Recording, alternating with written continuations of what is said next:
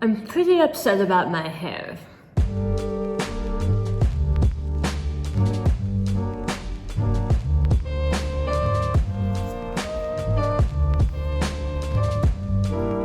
Hey guys, welcome back to my channel. My name is Elly, and if you're new here, my YouTube channel is the best place for survivors to thrive. So if you like videos about getting on with life after the spaghetti sauce hits the fan, go right down there, click that subscribe button, hit the notification bell, and join our community. We love to help each other. I think you're gonna really like this place. I know many of you in my community know, if you're already watching this channel, that maybe you've been through something that has made it really difficult for you to maintain your hair. And in my case, I was really lucky. I didn't lose hair from chemo. I only lost it from radiation. I lost this part right down here in the back. And then in order to make that look more intentional, I went for a side shave for a while. And I've spent the better part of the past year, a year, trying to grow that out. And it never quite looked right. It always was thinner on the side and in the back. And basically, it's like this. Have you ever had a haircut and then a couple of weeks after the haircut, you're like, you know what, this is pretty good, but I really just need like a little bit of the back off to kind of even out the line. And then you go and you try to make an appointment with your normal person, but like they're not around, so you're like, alright, well I have this thing coming up, I'll just cheat on her this one time. And then you go to someone else, and then you get that haircut, and you're like, oh no, like now it's like a little bit worse, and now I have to fix that. And then you get another haircut, but you can't go back to that salon because you don't want that person to see. And then you're at this random place with a random person, and you tell them not to stack it. You say, don't stack the hair, and they stack it. And then that's what happens. And then you're left like this, and you're like, what just happened to me? OMG. Humiliation. I did this to myself. A lot of things have happened with my hair over the last couple of weeks, and honestly, it's not even that it was any one thing. I just kept trying to fix it when I should have just waited. But sometimes we can't wait. We feel like we can't wait. If we have events coming up, if we're getting pictures taken. And God love my regular hairdresser. If Kelly, if you're watching this, I'm so embarrassed. She always did such a good job of trying to blend it together and make it look right. And I think for the most part, I looked really good. None of this is really a tragedy, but there's this one thing that I've been dreaming about since my hair has been affected by cancer. And that, my friends, is just length. Just length. I just want hair. I just want hair on my face and on my shirt and around me, and I want to like flip it around and be like, ooh, oh, hair. I know you get it because so many of us here have been impacted in a way that you completely understand. I started to think like, you know what, instead of touching my hair again, what I should do is just not touch my hair. And what can I do to not touch my hair and still look okay? And that's where all these guys come in. Here's the crazy thing. Tons of people wear wigs and hairpieces and falls and extensions and toppers, and they're meant to add to our look and make us feel more beautiful.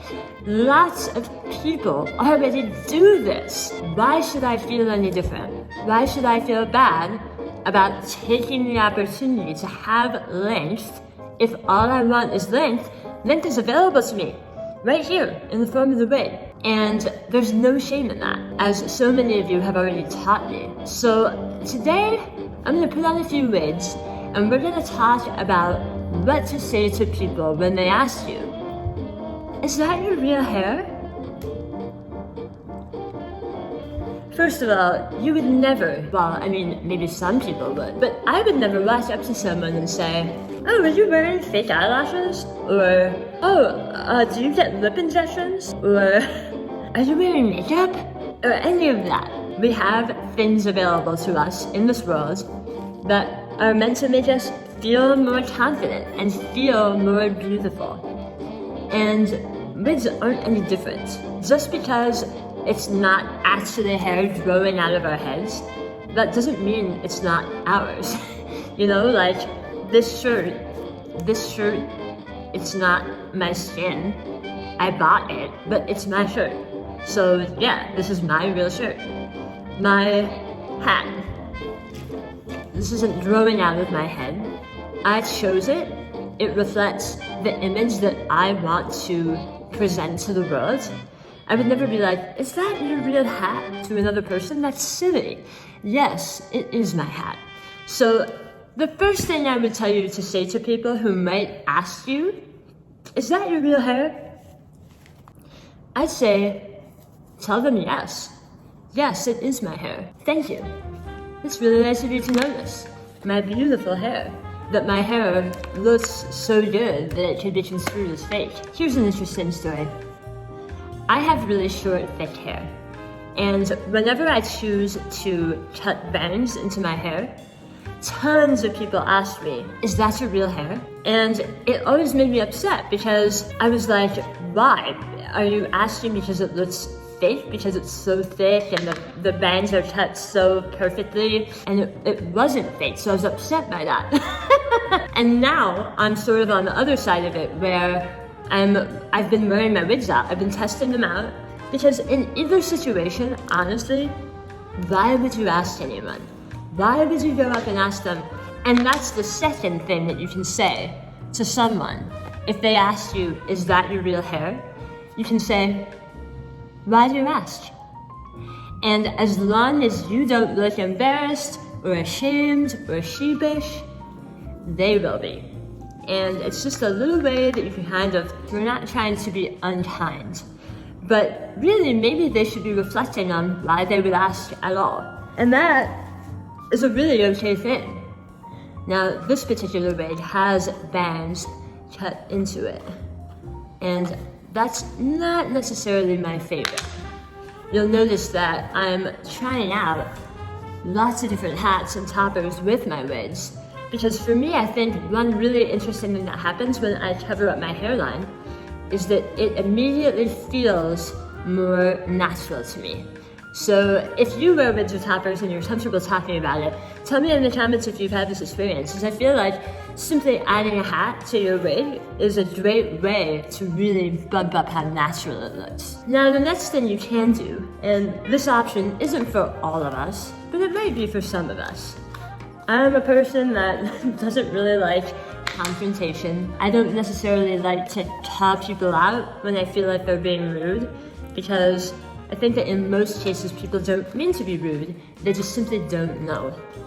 But if someone says something that really hurts your feelings, another thing you can say to someone who asks if your wig is real is, you know, I don't have to talk about my hair with you. I don't owe you any sort of discussion about my hair. My hair is my hair, and what I do with my hair is what I choose to do. Look at that. I mean, this one is a little bit OTT, but gosh, all this length! Like, oh, I love it! I love it! I love having the length. Give me the length, give me the color. It's fun. It's so fun. And look at it this way. Some days we feel like wearing a pink shirt.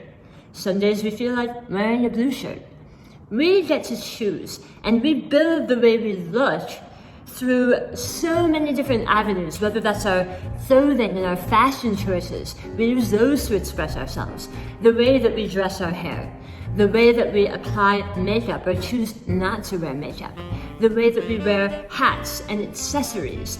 All of those things have the opportunity to reflect the person inside, the image that we want to present to the world. And we get to choose that. Isn't that amazing? I feel like there is so much freedom in that. And I'll say this about choosing our look. There's lots of people who have new scars from their surgeries, like mine, or from other types of cancers or other accidents. So many of those people are in the middle of trying to make a choice about how they feel about it. Should I wear my scar with pride and regard it as a badge of honor? Should I try to cover it up, use makeup, use star cream, because maybe that would make them feel more beautiful than wearing their scar? And I say, There's no wrong answer. Not one. You get to choose. You get to be the meaning maker. And you get to decide how you present to the world, what you want to talk about, who you want to be, the messages you want to share. And I just think there's so much beauty and freedom in that. The last wig I'm gonna put on is the only one I have that is actually real 100% human hair. This is a lace front wig, and when it's on, you'll see it looks really natural, even the hairline. There's combs in most of these wigs, and as long as I apply the cap properly and put the combs in place and adjust it and brush it down, you'll see like that does in fact look pretty great. I love it. And to be able to take a wig like this and sort of toss a beret on it and do this, I love having some hair. And if you're going through a thing right now, whether it's just a bad haircut or you are going through chemo and you're not feeling 100%, this is available to you. And I encourage you to play around, decide what you like, decide what makes you feel good, and do that. You guys are the best. I'm gonna start wearing these in some of my videos. Let me know what you think. I hope you don't mind. Go right down there, click subscribe, hang out with me some more. If you enjoyed this video, I think you'll enjoy some of these others that I'm gonna post right up here, and I'll see you next time. Mwah! Bye guys!